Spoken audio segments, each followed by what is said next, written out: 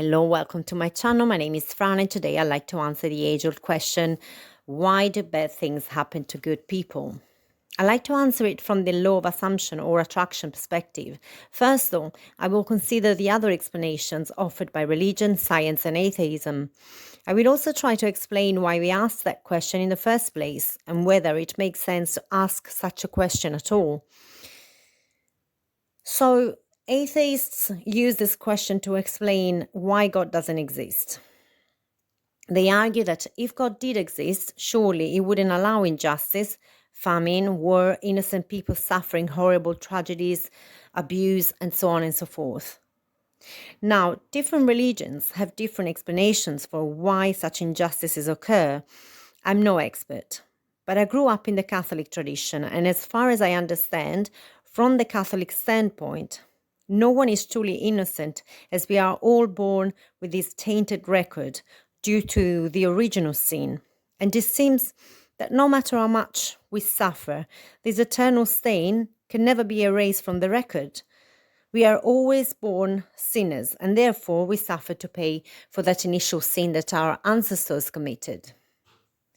Even if that explanation were exhaustive and convincing, and even if I really pushed myself to believe it, the fact of the matter is, it still doesn't explain why some people suffer more and others suffer less or are more privileged. I mean, if we're all equally guilty as charged from birth, surely we should all suffer the same or an equal amount. So why are some people born in underdeveloped countries without access to food, clean water, healthcare, and education? Why are some born in abusive families? You can see where this is going. Original sin does not explain inequality and injustice. Then there are Eastern religions, such as Buddhism and Hinduism. They have a slightly better or more logical explanation for it: reincarnation.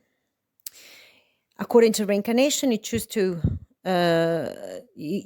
challenges that you're going to face during your lifetime before you are born, so that you can learn, grow, and expand your consciousness through the lessons learned here in this physical realm. Now, this version of events at least goes some way towards explaining the reason for otherwise inexplicable or inexplainable inequality and injustice. Then there is science. Well, science doesn't even attempt to answer why questions. It's simply not its job. The aim of science is to find out how things work, not to assign meaning to them. Science claims to be super partes, objective, neutral, and therefore above meaning.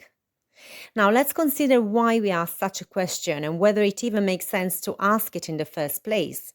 First of all, we would really need to define what good means. As we all have different definitions of good and bad, these value judgments are completely subjective. But I think that there are certain things that are inherently bad, such as famine, neglect, torture, abuse, violence, etc. They're all things that no one aspires to experience. I think that we can all agree on these one point, at least. Now, having established these, where do we get this notion that the world needs to be fair and just, that people who are good, in inverted commas, should not suffer? I'm inclined to blame Santa Claus, Walt Disney, and our religious upbringing. Now, think about it. When you're little, you are told that this almighty man, God, Santa, or your favorite superhero, watches you from above and judges your every action and every move. Then, depending on whether you have been naughty or nice, he bestows upon you the gifts that you've asked for. In other words, he decides whether you are worthy of receiving the gifts that you desire. And what's the moral code according to which he decides whether you deserve happiness or misery? Well, funnily enough, his rule book is perfectly in sync with your parents' rule book. And so you learn that if you're good and then you get your gifts, and if you're naughty, you don't. You quickly learn the parameters within which you have to work, the rules that you need to follow in order to get what you want. And you become a perfect little people pleaser, perfectly able to please your parents, your siblings, your teachers, etc. in order to have your reward in affection, gifts, and attention in general. Or you become a naughty little rascal who refuses to follow the rules and who annoys everyone by refusing to conform. In both cases, though, you eventually find out that Santa doesn't exist, and that the whole story was just a cleverly studied ruse made up by parents to get their kids to do what they wanted. Yet, in both cases, while acknowledging that Santa doesn't exist, you will retain that now firmly established core belief that you need to be good to get what you desire. These may entail working hard, being honest, being loyal, helping others, being unable to say no when people ask you for favors. Choose your poison. But what happens when you find out that people betray you, friends use you, partners leave you, companies fire you in spite of you being good? Then you're left there, sad, confused, broken, and most of all, angry. After all, you've done your part, only to be screwed over by life. It's unfair. It doesn't make any sense. So if you are religious, you will probably get angry at God or simply blame the original sin. If you came from the Eastern tradition, you probably blame some other life. If you're a scientist, you're not sure who to blame, chance, misfortune, statistics. And if you're an atheist, you'll probably blame your parents, your partner, your family, or if you have a really low self-concept, you will probably blame yourself. But in every single case, you think that life here on earth is unfair and that someone or something is to blame. And in all these cases, no one gives you the tools to correct such injustice, except maybe a good therapist. But even they don't give you any guarantees, and the process could take years. And even then, you may solve this one problem, but the same issue may resurface in different areas of your life. So the therapeutic path can be a lifelong journey where you are never completely free from your unconscious conditioning. So we get angry, depressed, frustrated, and we try to distract ourselves with hobbies, work, addictions, and so on and so forth. We lose our zest for life. You see, if the rules of the game are unfair, we either start playing by our own rules and cheat, or we stop playing altogether and become spectators in the game of life. And why is that? Because we have remained attached to this childish idea that I need to constantly please this demanding authoritarian external deity in order to get what I want. So we work to burn out to please a demanding boss. We marry a person we don't love to please our parents or to fit in. We hide our sexual orientation to be accepted. We starve ourselves to fit a certain stereotype. We keep punishing ourselves for simply not being good enough. The only thing that we don't realize is that there is no external judge or God. The God is in our subconscious. It's been implanted there in our childhood. And now it hides in the shadow and it directs our life behind the scenes. It's this core belief that you have to deserve your happiness, that you have to work to earn your gifts, that you are not enough as it is to just be happy. So it's not so much that you're not good enough, but that you believe that you're not good enough on a subconscious level. You are the only judge who is preventing yourself from getting the things you desire.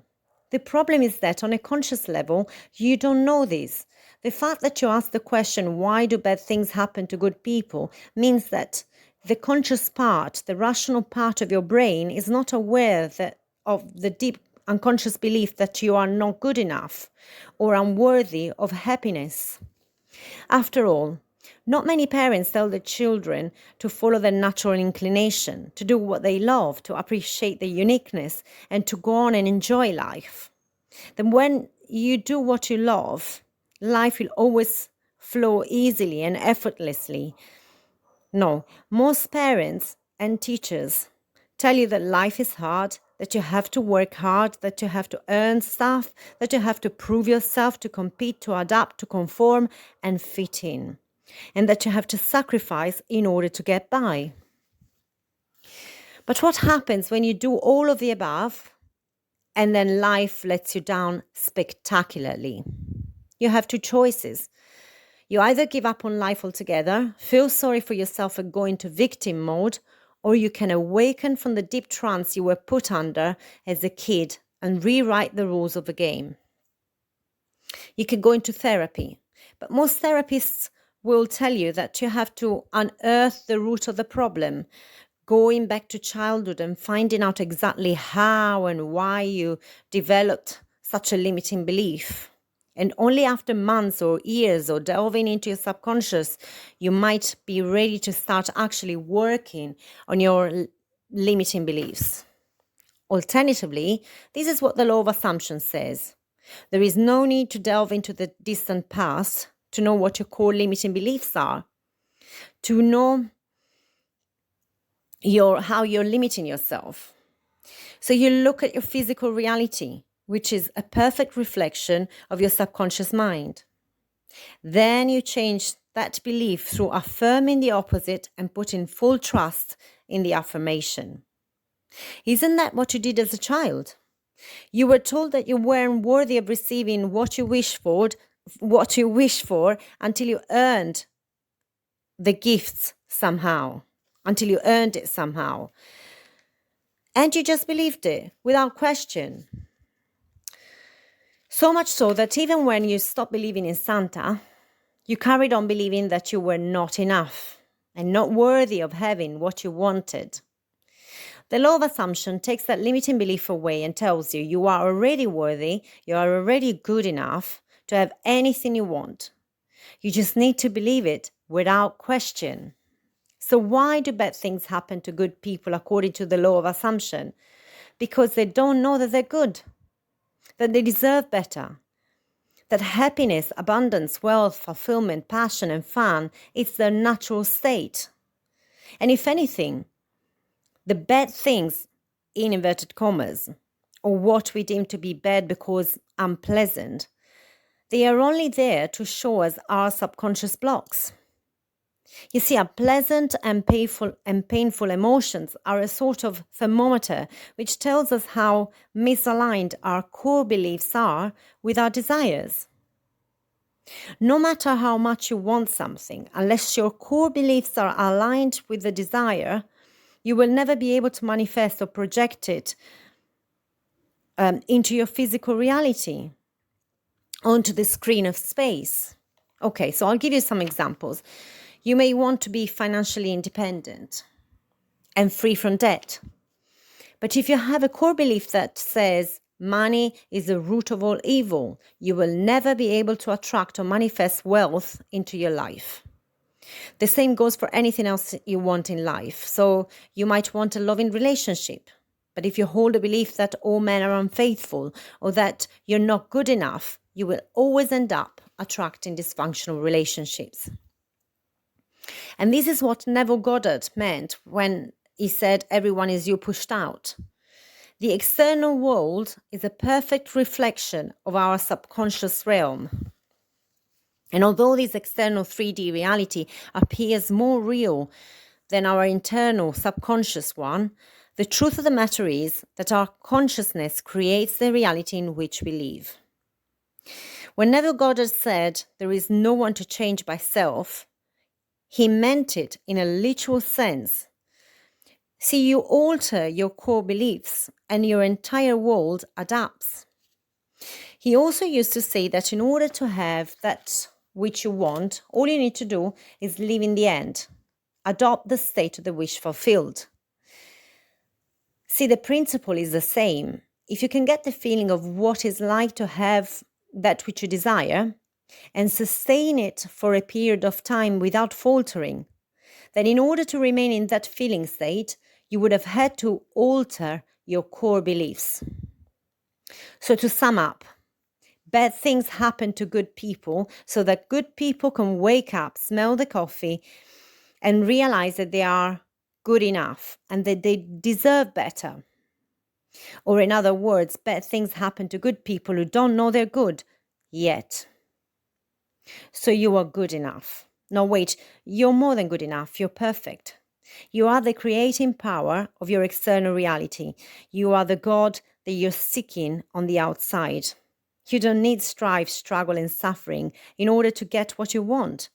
You simply need to align your beliefs with your desires. What you call happiness is the indication that the two are in perfect alignment. So this is it for today. I hope you have found this content helpful and thought-provoking. In any case, thank you for listening. Have a wonderful, awakened day.